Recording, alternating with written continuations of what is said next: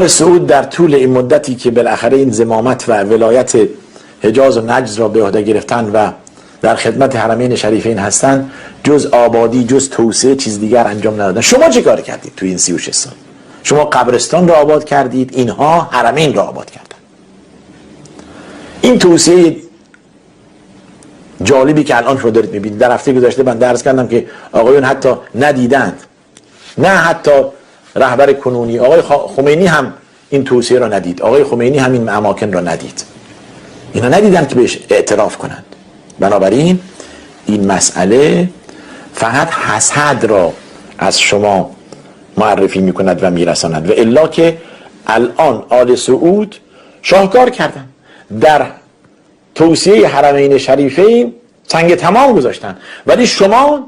در توسعه و آبادی قبرها و بارگاهها و گنبد درست کردن و